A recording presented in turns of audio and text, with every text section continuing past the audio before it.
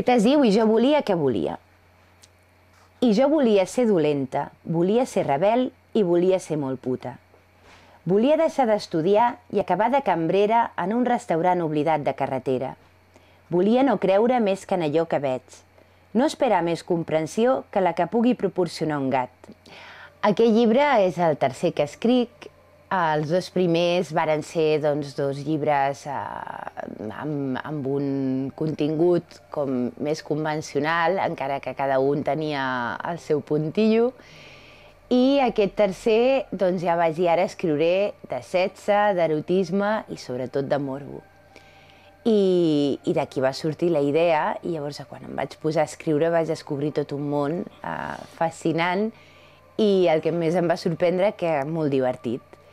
I això és el que he anat veient la gent quan he anat a fer recitals abans de publicar aquest llibre i la gent sobretot riu, s'ho passa bé, s'identifica i és una cosa que m'ha fet molta il·lusió. Volia gatejar nua per una platja deserta. Volia ser el refugi dels camioners, la mosso d'esquadra calenta, la dona que fuma, la que s'ho veu tot, tots els dies fins al cafè de la matinada, per carrers, pisos, bars, estius, hiverns, discoteques, amics, hostals sense mestres. Un poc més, però abans atura't, menys, enrere. Sí, precisament aquest llibre ha estat tot un treball d'investigar què és per una dona parlar de sexe i me n'he adonat que hi ha tota una sèrie de coses que no estem acostumades a parlar-les. Sí que hi ha una llarga tradició de poesia eròtica escrita per dones, però una dona que és capaç de riure's d'ella mateixa, de veure la part divertida i fins i tot estrambòtica o ridícula d'una relació sexual, perquè, clar, quan veus una mica les acrobàcies que es fan en un llit, t'ho pots prendre en sèrio perquè estàs ficat en la història o mirant-ho des de fora és graciós, és tendre, és divertit. I això és el que vaig voler plasmar en aquest llibre i el que m'ha fet també veure que les dones ens hem de prendre les coses amb molta més fantasia, relats i divertir-nos. L'íntima diagonal que junta punts paral·lels, la de cada port. Ser la sirena dels saltamarges, la mà equivocada. Volia jugar a fet i amagar com qui resa rondalles. Preveure paranys riure endins, retirar-me al camp, ser ximple tothora, copular.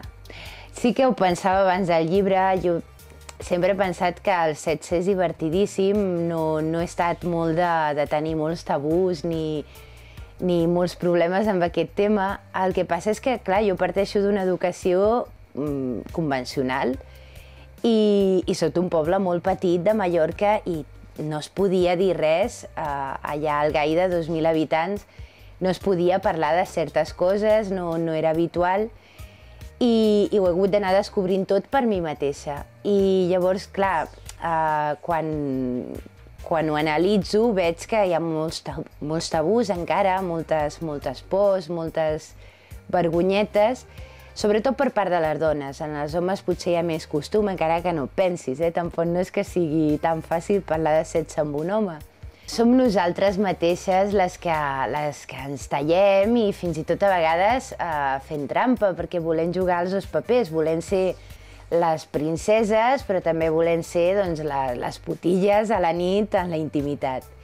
I això fa que estiguem constantment amb una mena d'esquizofrènia de voler ser bones i voler ser dolentes, i jo crec que simplement hauríem de ser nosaltres mateixes. Ser la que es mereix un correctiu molt sever, la que posseeix l'instint de mentir quan cal i desitja, dits aliens més gosats que els propis, i la immortalitat i totes les experiències, els embaluns ambigus, qualsevol tros a l'espera de l'altre. Clar, jo el que he volgut és ser jo la primera de totes, la que doni exemple i la que sigui honesta. Llavors, el que explico és tot basat en mi, parteix de mi, són o les meves fantasies o les meves experiències reals i fins i tot a la portada hi soc jo amb una foto que m'he fet jo mateixa i llavors tot en el llibre no hi ha res que amagar. Aquí no cal dir, no, és un un jo poètic, imaginari, no. Aquí tot és material autèntic. Sé la que no fa preguntes i només escriu poemes mentre la sacsegen al llit. Volia ser cardada sota la música taladradora del heavy metal dels 80. Saber-ho tot, del morbo que tot ho redimés. Depèn de cada un, del grau de sinceritat que té amb ell mateix. La gent, et dic que el morbo es produeix i la gent el sent, el que passa és que després hi ha qui l'amaga i no ho diu, i d'aquí venen moltes malalties mentals que estan catalogades per tots els psicòlegs i psicoanalistes, i hi ha qui sí que l'expressa, i l'expressa molt bé, i ho comunica, i sobretot ho gaudeix, que és del que es tracta. I llavors, socialment, jo el que observo és que hi ha com... Sembla que està tot ja super avançat i modern, hi ha molta llibertat sexual i tot això, però jo crec que encara hi ha molt per treballar i que hi ha molta gent i gent jove que no tenen clar què és ser lliure sexualment. Ser lliure sexualment no és fer qualsevol cosa, sinó poder-la expressar a un mateix i al seu entorn sense haver-se d'amagar.